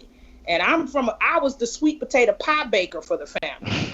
And I made those sweet potato pies, 14, 15 of them, and didn't eat a bite. I was determined that I was going to get control of my health. So when you really take a stand, and if it's just for weight loss, if you're just doing it because you want to have a better looking figure in your mind, when you make your stand, you won't slip up. You may make a conscious decision down the line to enjoy your grandma's pound cake, but you are so disciplined that after you say goodbye to grandma and applaud her for how wonderful her 7-Up cake is, you go home and your next meal is eggs, bacon, and coffee. Now, Tracy, I appreciate you, Tracy. I do. I appreciate it. But I'm sorry, Grandma. There's going to be no pound cake here. Okay? Because once again, I'm obstinate. Okay? There is no slipping up. That relationship is over. Out the door. Goodbye. Right. And I'm blessed. For me personally, no sugar.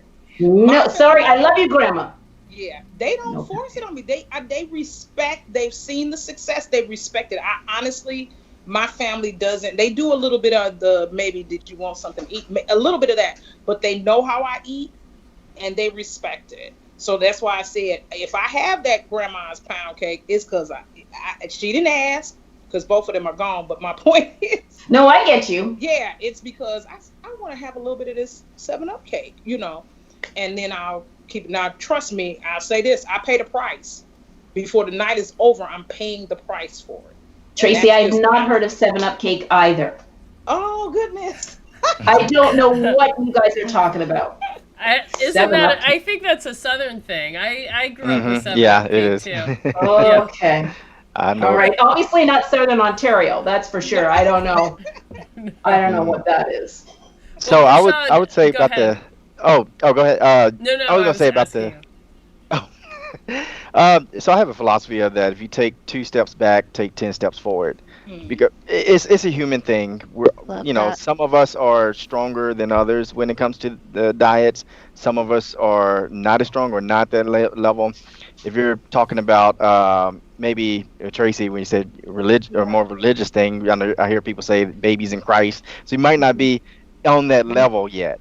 So you might have that 7 Up cake every once in a while. Yeah. But if you do, take 2 steps back. Don't feel guilty about it. What I notice when I talk to a lot of people is that they feel guilty and they say, well, I messed up. I might as well just do what I got to do. Yep. And I hear that a lot. And that's Yeah. the biggest mistake is whenever you start feeling guilty for having a bad day. And that smelling of that sweet potato pie is just, Yes. it just won't Mhm. stop. So once if you do mess up, jump back on board and have an accountability partner, which is really probably the best thing to happen because Yeah. again, we're like the sheep amongst wolves when it comes out to everybody with this diet. So it's not easy to just hang out with people and say, hey, let's do this diet together. You know, you're in New York, you're in Detroit, you're here. So this is the best that we got, but it's great and it's working out because it kind of helps me to say, okay, I'm not going to slip up because I got a team now that I can work with. So I think that's the great thing about what we're doing now as well. And I think I would encourage people just to give them different programs like that. Connect with people, like connect with Black Carnivore, because you're the source of this, and Yep. see what everybody's doing. Because we are, I'm a slip. I'm not as strong as Deborah. I'm not there. I will. The Yesterday, pandemic. when I was saying, I went to my dad's house for the birthday party. I did great. It was tempting. I did great though. But that All right, temptation Rashad. only, and I think because if I didn't jump on the call yesterday, I probably would have slipped up. So Mhm. I thought Yeah. about you guys. I was actually there on the phone with everybody, and they were in there eating cake, and I'm in, in the kitchen talking to you guys, and I was like, okay, and Probably they're looking at, shaking. Probably got the shakes. I'm like, is that Dave Chappelle's kid with the guy like, I was Yeah, like, like, it's So not that I bad Is love that though. that. royal icing? Is that royal icing? I Okay. love you that. almost So said eat steak. You said eat some steak.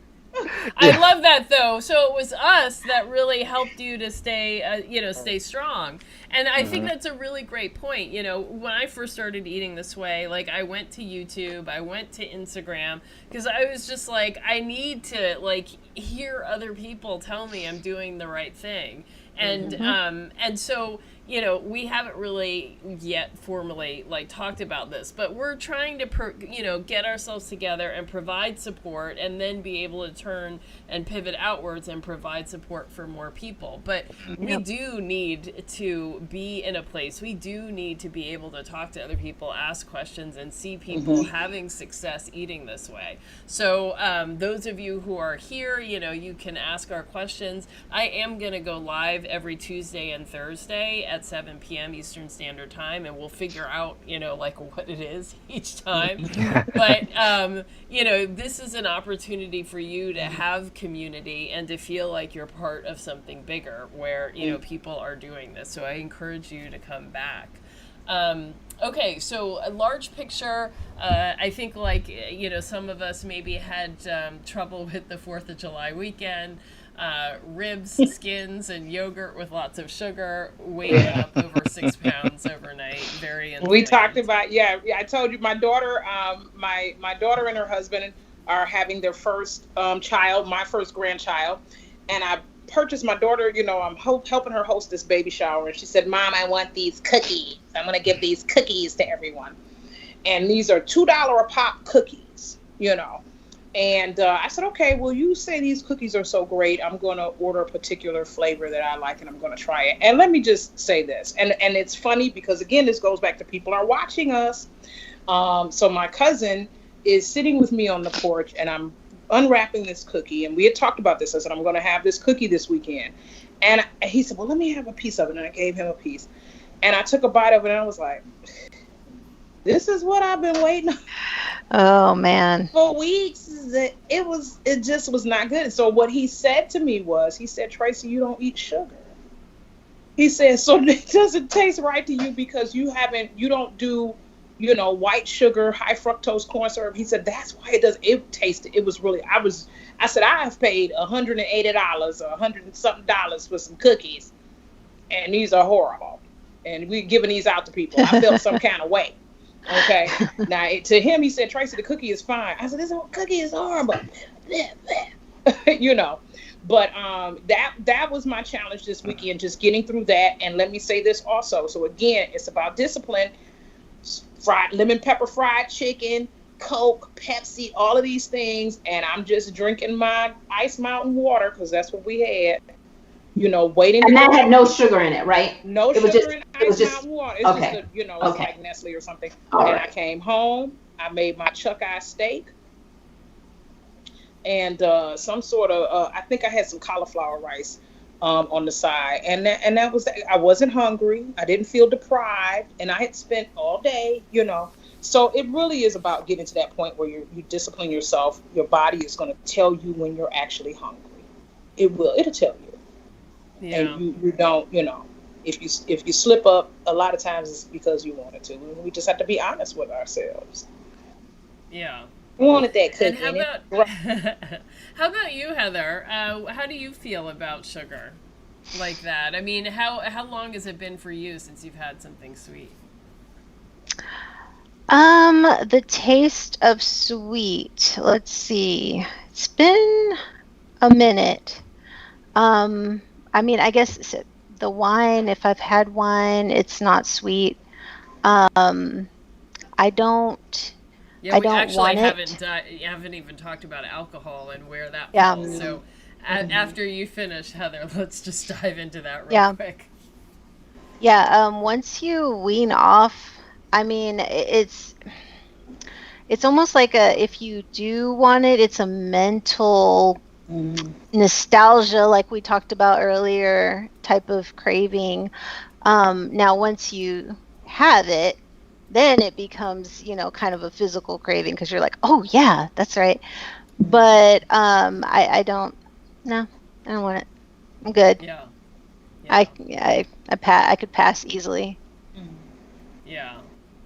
And so what about alcohol? I mean, how many of you drink? Because I gave up not alcohol. anymore.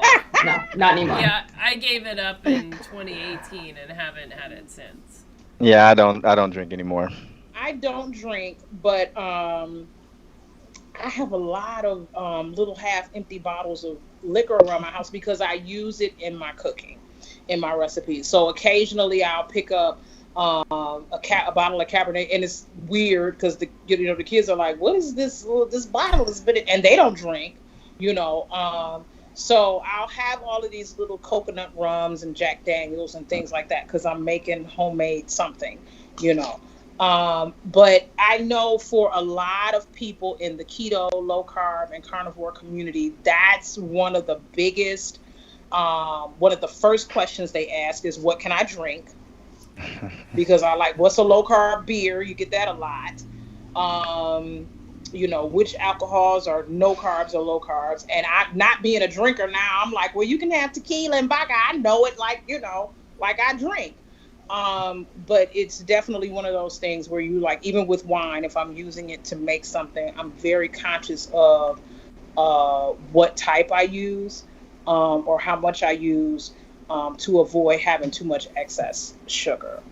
Yeah, I quit for a different reason because I like to drink, but I'll go grab me a margarita and some tequila, beer, and everything. But it will cause so much inflammation. I suffered from, you guys know, I don't know if anybody else that's listening, but I suffered from gout severely at a young age and had it really bad. And I noticed that any type of alcohol, if it's wine, it would trigger those gout symptoms. It would cause inflammation. And so I just had to cut it out. I miss it. I wasn't a heavy drinker, so I don't even think I'm an alcoholic or anything like. But no, I would like I like to go out, with other people and socialize and grab beer. But the beer was the worst because it's full of wheat. That made the wine was a little bit easier when it comes to inflammation, but it still triggered that gout flare up. So I had to eliminate it completely. It's poison to the body, anyways. If we're gonna go technical about it. For me, I love wine. I love wine. I love wine. But once again, wine does not serve me. So I found that I could not stay in ketosis I was not fat adapted when I was drinking wine. And it's also a curious thing because when you have wine, you get loopy. So why do you get loopy? I was always like, there's got to be something that's not right about this. I should never feel loopy. So I love it. But once again, that relationship is over because wine doesn't treat me right. Right. Excellent. Heather, how about you? Yeah, just very, very occasionally. I was the glass of wine every night person. I hear you, Heather. I hear you. Yeah, but carnivore, even so yeah, with keto, I did kind of pull back because, I was chasing ketosis. But I pulled back not because I just didn't want it anymore. I pulled back because I was chasing ketosis. But with carnivore, that first month, like I just knew I have to go hardcore to really to adapt. So I put it away. That wasn't easy the first couple of weeks because it's like coffee. It's also the ritual too. Yes. But yeah, but I can see the memories go through. Good times, really good times, Heather. Yeah. But once that just, a lot of things kind of went away too. I started, my taste just kind of changed. So, about 6 weeks into carnivore, I was like, all right, let's do this. I think first I was mindful. So I was like, I'm going to have a little vodka. That's what I'm going to have. And I poured myself just a little bit, got myself sat down on my couch with my TV show. And I was like, it's Friday. And, I was just like, oh, and it was the smoothest brand I could find. And I was like, no. And then the same thing, with wine. And so I would go, I will still have a glass, but I would go out with friends, have dinner, order a glass of wine. And it's almost just like, I know I'm at this fancy dinner with my friends and I have my glass of wine. 2-3 sips in, I'm like, all right. We can go, and we're getting up from the table, and my glass looks full because it just doesn't taste good. I don't want to mess with that relationship at all. Yeah. I know I'll be back on the wine bandwagon lickety splat. I don't want to mess with that. Okay, so let me just get through a few more of these comments. So Virginia says she stopped eating salt because of her family history with hypertension, even though she doesn't have hypertension, but she's nervous to start salt for this reason. So I think that, I'm sort of opposed to like quantifying how much of anything you're supposed to have, because I think we've all had the experience of like, watching our favorite YouTuber or blogger say, you must have 500, units of this thing. And then you do it and it's like, you feel awful. And I think that I'm one of those people who is very sensitive to salt, so I don't need as much as they say you need. And so when I was trying to do it, I was having all of these negative reactions, and I just need to listen to my body. So, Virginia, if you feel fine, then don't worry about it. But if you're feeling tired and fatigued, then you got to add a little bit and, find your level, whatever that might be. Yeah. I switched from I grew up on the Morton Girl salt. When it rains, it pours. When I went keto, I went to pink Himalayan. That's all I use now is pink Himalayan salt. And I totally agree. I don't like salty food. So you're getting all of this information. Salt your food. Salt it. Just salt it. Electrolytes. And I'm going crazy. And it's like, I don't like extra salty stuff. I like it just, balanced. And so I just would say, maybe switch to a better type of salt, like a pink Himalayan salt or a French, Himalayan, a gray or something like that. And salt it to taste. I mean, just salt it to taste. Yeah. And I do try to avoid foods that are pre-salted.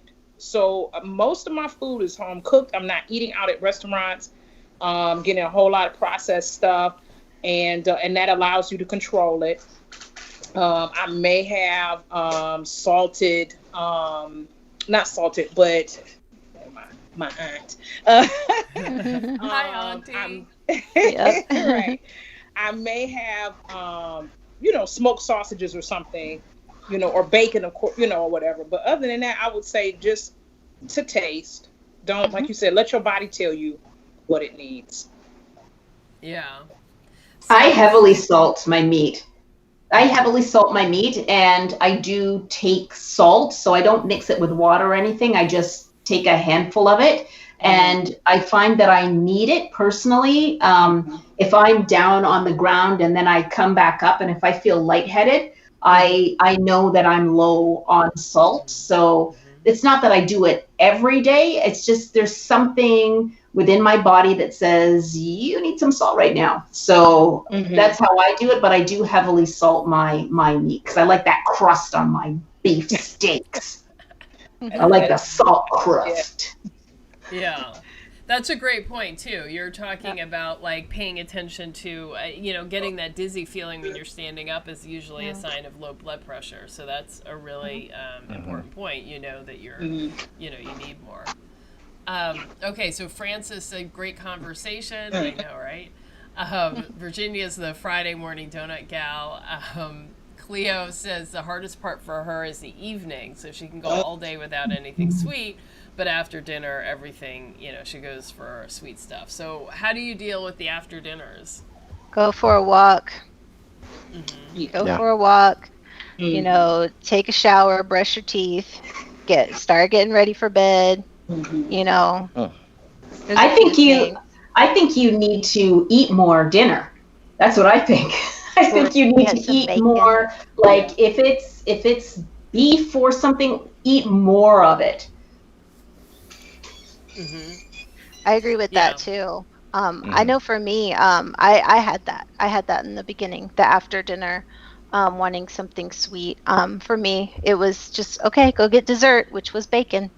It was every time. That's right. For me, I think for me it was just a habit, and once I was able to go like 2 or 3 days without it, then it's just the habit was broken. But it was just like, it's just what I did. So it did take a little bit of restriction, but then it was okay. And strips of bacon are another tip for if you're having sugar cravings. Get yourself a couple of slices of bacon. I did that too.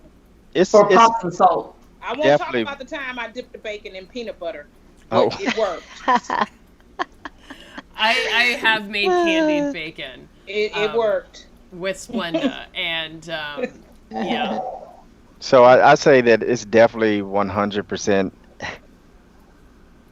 Oh no, Rashad! Rashad, come back, Rashad! Come back, Rashad! Okay. So I think he might drop out, and I'm gonna focus on that for a sec. But let me just read through a few more comments. Let's see. Glenda said she used to smoke a pack a day. Yeah, a lot of us smokers. Yeah. Cute lady says chewing gum makes her hungrier too. Virginia laughs at hot meaty breath. Yeah, hot meaty breath. Melissa says peanut butter is her kryptonite. And let's see. I hit a lot of these actually. Great conversation. PJ Burke, sorry you had to go, but great conversation. And let's see. So Caden makes a great point. So the higher your blood glucose number stays constantly, like most Americans on a SAD diet, that causes endothelial damage and glycation of your LDL. Yeah. So endothelial? Is that how it's pronounced? Because I was thinking it was something, but yeah, get me straight. I just know it causes. I just know long term and that's one of the things I appreciate about carnivore eating, and definitely encourage individuals who need to do a lot of healing. They've been obese, overweight, and active for many, many years, decades. Your body has to repair itself. you know. And so you do want to stick as close to a carnivore style of eating as possible, getting that protein, getting the being able to sustain yourself with the energy from the fat that you consume. Because we are, and I say we, universal we are guilty of doing a lot of damage to our bodies with our bad eating habits, you know. So, yeah. Rashad, sorry you dropped off, but you're back. No, he's not. Mostly, He's not back. Oh no. Okay. But it's Let's such see. a great And then- picture, though. Isn't that great? It is a great picture. It's a very good Blurred picture. background and everything. Yeah. It looks And then- it looks good. Keto Cutie says she had issues with smelling like ammonia or urea when she first got started. I think that's going into ketosis, right? I had that same thing, but it wasn't outwardly though. It was an internal ammonia kind of smell, but nobody smelt it coming off of me. Right. Oh, yay, you're back. Rashad's back. I'm using my phone now. I don't know what's going on with my computer. It's kicking me off for some reason. So. Well, no problem. I'm glad you're back. Do you remember what you were talking about? Probably so. What are we talking about? Habits? Well, you know, whatever you want. I was just going through some more of the comments. So, Sure. Yeah. What was the last comment? Well, Portia says she was doing vodka with club soda daily, but carnivore helps not to crave or want any alcohol. And it's very, alcohol is very inflammatory and slows down the weight loss. Yeah. Rashad, are you there? I'm there. Can you hear me? Yes, but your camera went out. Oh, let me see. Can you see us? Wait, you guys can see him? I can see him. Yes. I can see him. Yes, Oh, I you can can? see him, Okay. and I can hear him. I You can hear me? hear you, but I can see I can on the see Rashad. broadcast that we can't see you. So let me try to fix that. Let me see if I could. Oh wait, here we go. Now you're back. Now you see me. Now you don't. Now you see. I think. Oh, technology. No, it's not back. Okay. Like, hold on a sec. I see Rashad. Are you seeing me on the YouTube live? Yep. Oh, No. Let me try and call you again, Rashad, because you're not Yeah. showing up. Let's see. Oh yeah, I'm not. Oh, you're not. Yeah, I just clicked on, and you're not showing. I see Rashad right there. Oh, okay. I think you're looking at Your let's something see. is flying around me. Yeah. Yeah, on my phone, I'm just seeing the Skype wall on YouTube. Okay, yeah, I see. I'm looking at the live now. Okay, maybe So, can you hang up? I You can think call me. if you could hang up and I'll call you, because I think I need to call you.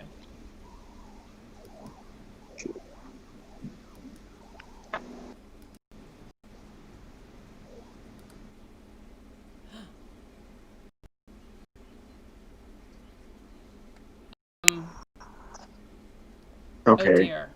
Nope. I messed up. Not yet. Okay. Are the rest of you all there? Can you hear me?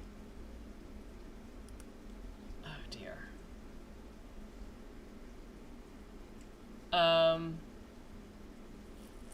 Yikes. All right, hold on. I have messed this up, but I'm going to figure it out. I think I hung up on everyone. So if you just hold on for a sec.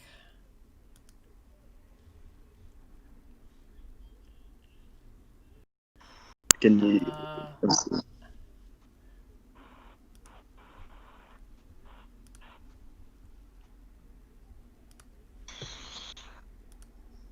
Okay.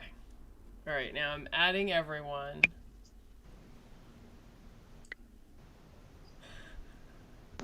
Sorry about this, everybody. Okay. Here we go. All right. There we go. Hi. We're back. Can Okay. Man, that's so weird. Yeah, that's weird. Mm. So where is Deborah and Tracy?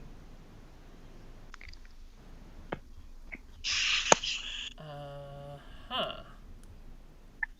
I don't know. This might be a sign. Uh-oh. I knew it was too good to be true that I would be able to do this and get it working for this long a time.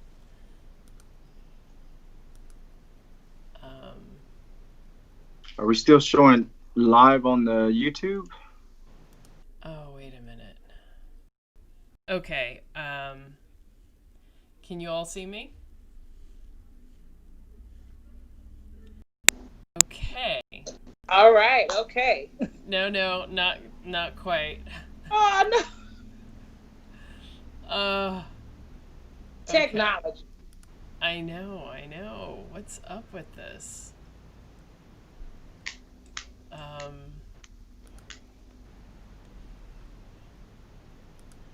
And let's see. There we go. Okay, I think we got it this time.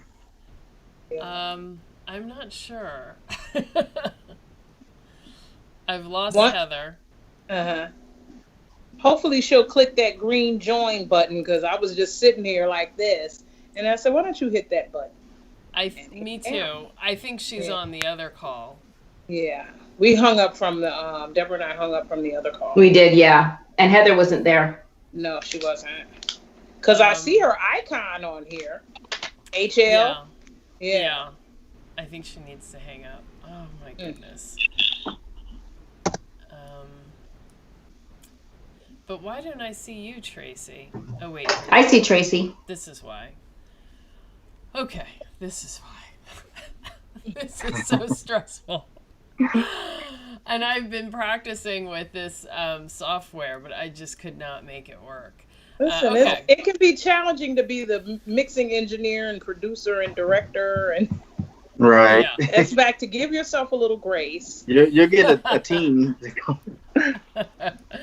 I actually do find this stuff really fun, and I have enjoyed like getting all of these different things and kind of figuring out how to make it work, and setting up a set behind me. Of course, my camera like overheats during the middle of this, so now I'm using a different camera, but there you go.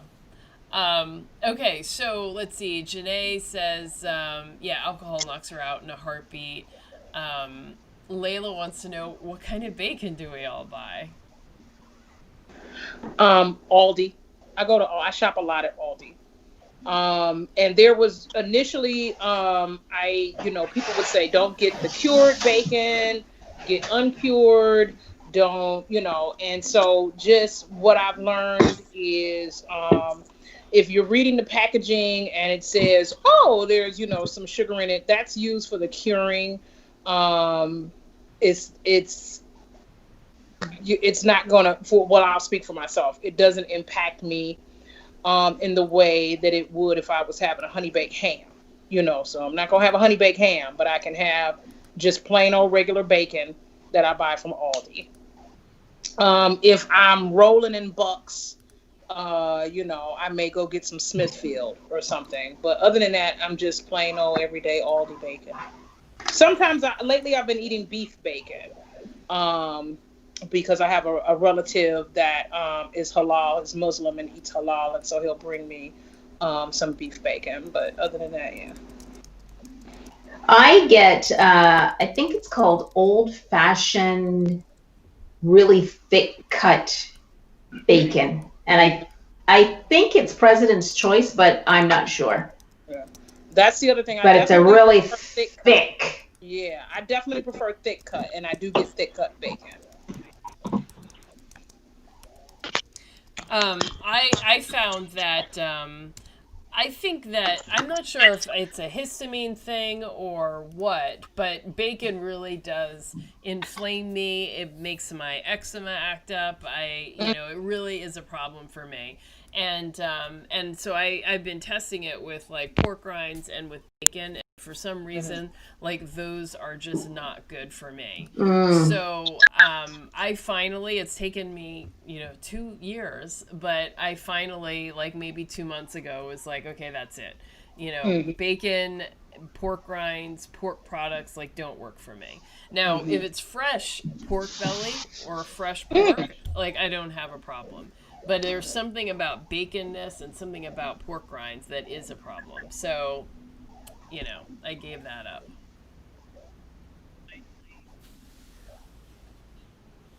So, Heather, we were talking about what bacon we buy. And welcome Oh, back. thank you. I like to get, we were talking about salt earlier. I like to get the ones that say natural, whatever that means. They seem to be a little less salty, and I like them better. So, Awesome.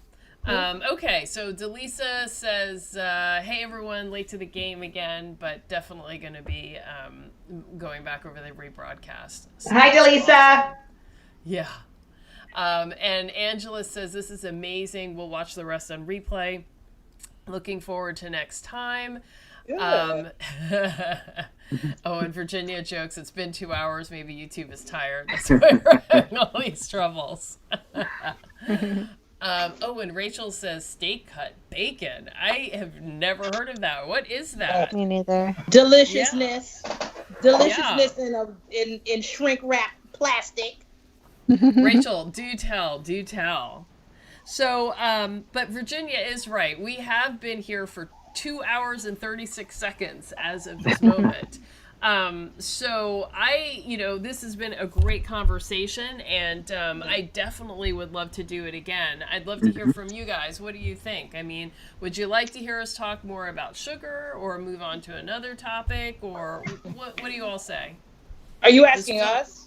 Panel, well, or you as well, but I was thinking more about the people watching. If you could go in and put stuff in the, type up in the, the chat room what you would like, and then for all of you, what do you think? What would you like to do? I would love to see another brown sugar roundtable about another subject. Mm-hmm. Yeah, another subject would be good. Yeah. Maybe what are some concerns that maybe we can find out, obstacles people are facing? I know a lot of people say when they're trying to lose weight, what's the best way to burn fat? Maybe the best way to speed your metabolism so you can lose weight and burn fat. Because for some people, they're just not doing it for health. They're doing it just to look great, which is still a winner in my eyes. Yep. So maybe we could talk about that, or some other, what other people have. The other one I would find interesting is cholesterol and people's concerns around cholesterol. If you have concerns about it, what has your doctor said to you? Yes. That's a good one. Very good one. Very good one, because that is one of the biggest ones I hear about is it's like up there with the salt. It's the salt, and then it's the cholesterol that concerns people about going carnivore or going keto. And vitamin C, that's another concern people seem to have about being carnivore. Yeah. So Rachel Dixon says it's the ultra thick cut bacon. It's what her grocer calls a steak bacon. So, the ultra thick cut is where it is at. All right. Yeah. That's awesome. Maybe we could talk about grocery shopping too. Oh yes, yeah. Just really get into that more in depth. Yeah. And budget maybe. Yeah. So it seems to be, people just want us to keep going and more topics. So excellent. Yeah. Let's do it. So I'm thinking Tuesday might be good. Maybe next Tuesday, and we can also rotate a little bit and have some of the other Black Carnivore members come on in and talk to us as well. So that'd be awesome. Yeah, awesome. Yeah, I like that. This was fun. I enjoyed it. Yeah, me too. And Delisa says protein fat balance as well as the need for salt. Yeah.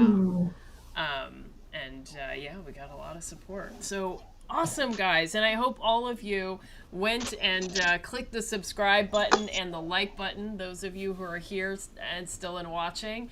And I'm definitely going to put the links for everybody else's, like social media and YouTube. So definitely follow them as well. And yeah, this was awesome. Thank you so So- much. Thank you so much. Thank you. And I love the questions from the individuals on the live.